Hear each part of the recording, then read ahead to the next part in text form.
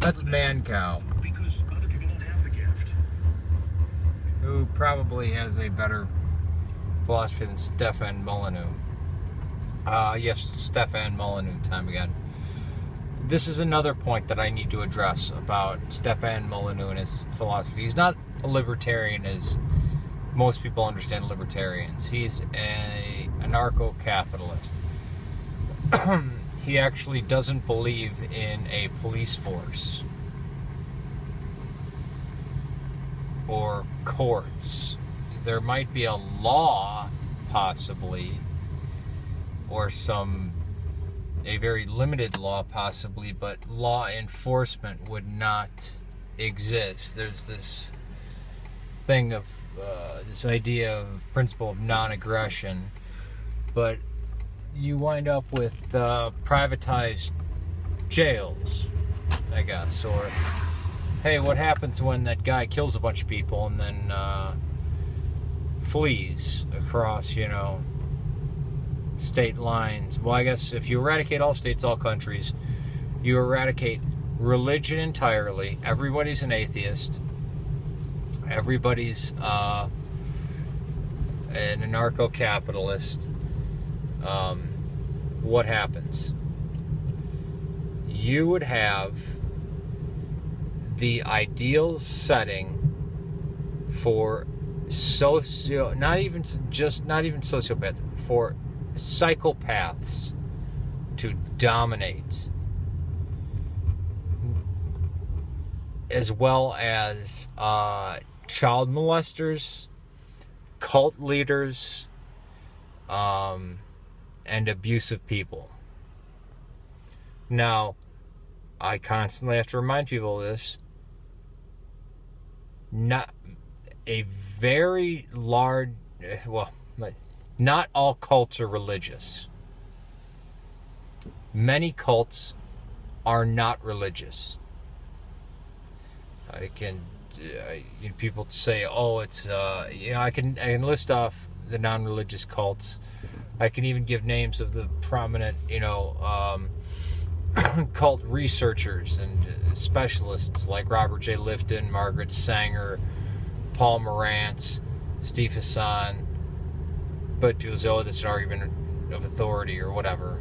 And then when I start naming off the non-religious cults, I get the same type of weird stuff. But you would get an abusive, totalitarian relationship. And you would get people following them. Cults would thrive, and psychopaths would thrive. Not to mention, since us humans are a social animal, just like we saw, it's almost like Marxism, where Marx thought, if we're going to eventually reach a point where we're going to revert back to primitive man. Well, you know what? Same thing with anarcho-capitalism. I don't doubt that, it was around in some forms in the primitive times, but clans form, then tribes. And there's a lot of people that like following leaders. And when you have a clan of, 20, or a tribe of 20,000 people, how do you stop that? How is these individual anarcho-capitalists going to stop it? And money is king, right? Morality gets thrown out the window, because what do you base your morality on? Again, this is one of Stephan Molyneux's blind spots. Yeah, atheists can be moral, and many of them are moral.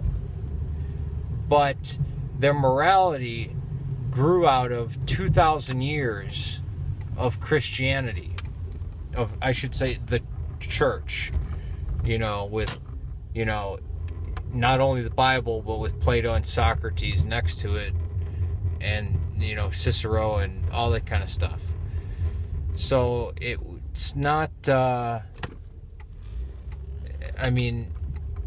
it's ridiculous that, being an atheist with no belief whatsoever in anything supernatural, that everything is just all material, so that there's actually no free will or the actual consciousness, or you can't control anything in your life.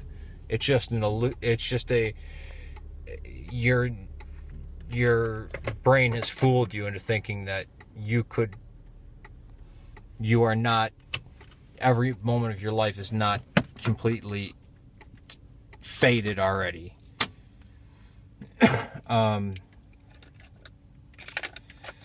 Well, X out religion, X out all these other things, X out governments and jails, and you would have a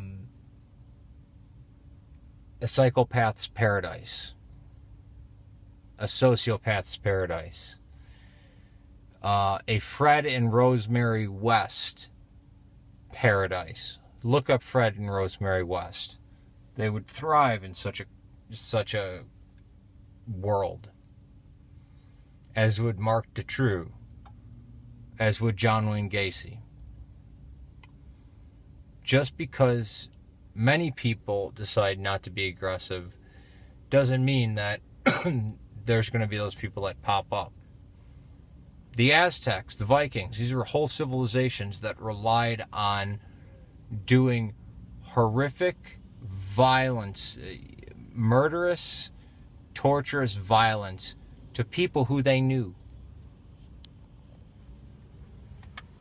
Now, when the Catholics came across the Aztecs, they put a stop to it right away. They ended cannibalism and human sacrifice. And they enforced that with the threat of the sword. I personally think the conquistadors were absolutely correct and justified in doing what they did. When the monks at Scalig Michael put on chainmail to fight the Vikings, I think they were correct in doing that. But yeah, this is point 3, or grudge number 3, or plot hole number 3 that I find in Stephan Molyneux's weird,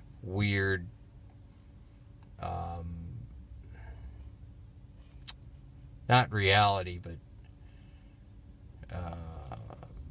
quote-unquote philosophy in the world that he wants to see come to fruition.